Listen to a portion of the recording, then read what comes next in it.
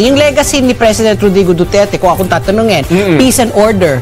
Diba? Talagang natakot ang mga kriminal na lumabas. Si Pinoy, nagumpisan yung mga infrastruktura. Diba? Pero ngayon lang natin na-realize, sa panahon ni PGMA, gumanda ang ekonomiya kasi ekonomista siya. Diba? So, may mga ganun. So, dapat, ano yung legasiya mo, naiiwan mo, pag ikaw ay bumaba bilang Pangulo. Kung ako Pangulo, nabibigatan sa problemang ito, yung 3 years ko, kung hindi ko ito aaksyonan, matapos ang termino ko, galit pang taong bayan sa akin. Pero maaaring may magalit sa akin kaibigan, kamag-anak, pero dapat presidente ako eh. Asikasuhin ko na yung bansa natin. Hindi na yung... Hindi, tsaka diba? Dapat meron tayong legacy na iniiwan. Kaya nga tayo naging presidente. Kasi nga naman, inamin ng Pangulo, ako talaga sabi niya, may malaking pagkukulang. Na yung realization sa katatapos na eleksyon, mukhang yung nangyari at naging resulta ito, kung babasahin mo, eh marami talagang disgusto ang taong bayan sa administrasyon. Kabubukas lamang po ng kanilang radyo, ng kanilang television at saka ng kanilang social media account. Tama po yung himpilan at palatuntunan inyong pinakikinggan. Ano lang ako dito? Salingkit. Salingkit. Saling Huwag pusa. kayo mag-alala at balang araw magiging regular na rin siya. Ang hirap kasama kayong dalawa. Akala ko madaldal si Ali, mas madaldal pala kayong dalawa. Pag-uwi mo, puro kabag-abutin mo. Pero ang dami natin nanonood ngayon, ha? At tinitingnan ko sa social media, mukhang nagtataka sila. Sino itong mga ito? Bakit nandyan yung mga yan? Bakit masaya ang panonood natin? Kasi sa palatuntunan sa ganang mamamayan, Mampat, gusto lang natin mainit ang issue, di ba? Pero gusto natin i-deliver sa taong bayan na masaya. Masaya, correct. Kasi ang bigat-bigat na ng mga problema, di ba? Let's try to find light in all our problems. Tawanan na lang natin kasi sila, di ba? Bakit natin problemahin yan? Ano ba Bayaan mo na silang may stress. Oo, talaga. Ako na lang magbibigay sa kanila ng stress. Actually, ako is 4 na nga eh. Sa dami ng stress, naging 4 na. Kaya ngayon daw ata, ano tayo ngayon, Lot and Friends ang program natin dito sa ganang mamamayan. Gusto ko win-win Marquez. Ayoko Lot and Friends. Kasi nga masaya tayo. Doon sa ating mga kababayan, baka nagtataka kayo. Pero yung mga suki natin, hindi na nagtataka. Ano po, kailangan natin maging relax ng konti, ang daming problema.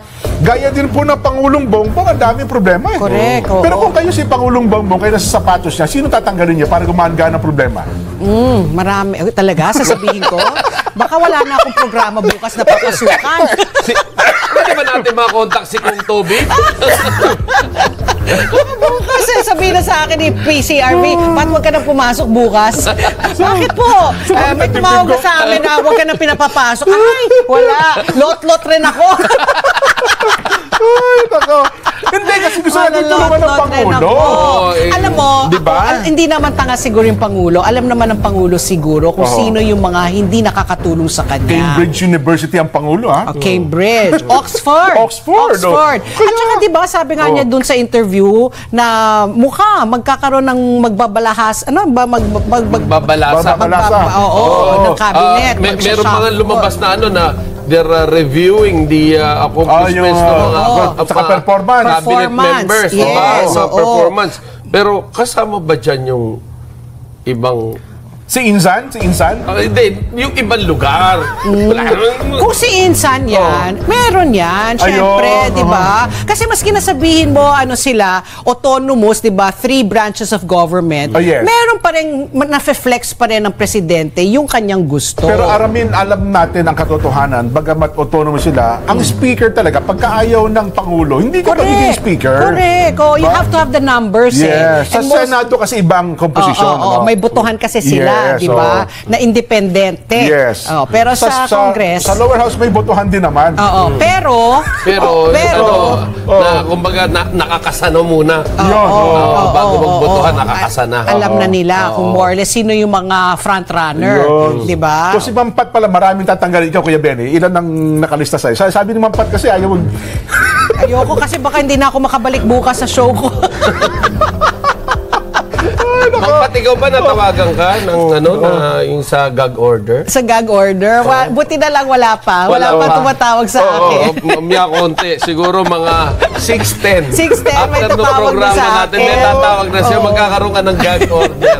Hindi kasi naman talaga, kung ako ang Pangulo, nabibigatan sa problemang ito, yung 3 years ko, kung hindi ko ito aaksyonan, matapos ang termino ko, galit pa ang taong bayan sa akin. Pero maaaring may magalit sa aking kaibigan, kamag-anak, pero dapat presidente ako eh.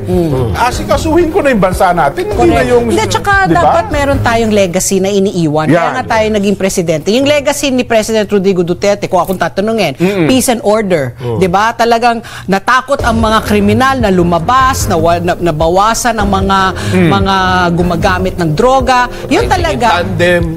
Yung mga riding in tandem. To me, that's really his legacy. Si Pinoy, nagumpisan yung mga infrastruktura, di ba? Pero ngayon lang natin na-realize. But it pero started. kay Pinoy, ang kinaganda naman, yung taong gobyerno naman, ang takot gumalaw noon. Takot gumawa ng mga kalokohan.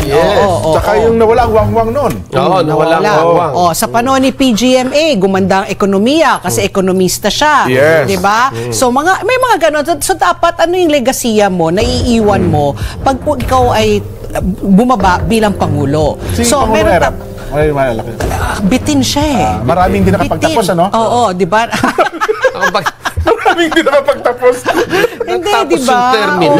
Oo, di ba? Kaya nga nakapagsilbi si Gloria ng 9 years. Yes. So, 3 years kay Era, bitin na bitin yun eh. Kumbaga, paumpisa ka pa lang eh, na ano ka na, na-discarril ka na. Oo, di ba? So, sana may magandang legasiya na iiwan si PBBM pagbaba niya sa 2028. Ayun. Kasi nga naman, inamin ng Pangulo, ako talaga sabi niya, may malaking pagkukulang. Na yung realization sa katatapos na eleksyon, mukhang yung nangyari at naging resulta ito, kung babasahin mo, marami talagang disgusto ang taong bayan sa administrasyon. Oo, kasi dapat, di ba, parang ang tansya nila, sana maka-10 sila na makakapasok. 5 lang, kalahati. So, ibig sabihin, iilan lang talaga ang nagtitiwala. Di ba? Actually, hindi nga kalahati. Kasi wala pang kalahati. Sa experience kasi natin, kasi dapat 6, di ba?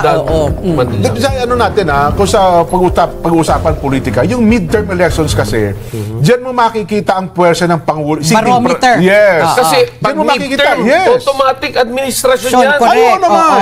Dahil siyempre, saan ka kikiling? Kailangan naman doon sa walang kapangyarihan. Hindi doon ka sa makapangyarihan, yun nakaupo. Kaya nga ang lahat ng mga senador, iba, gusto nila, katiket sila ng Pangulong pagka midterm. Correct. Diba? Bentahang-bentaha yun. Una, secured ka. Hindi ka madadaya. May pondo. May makinarya.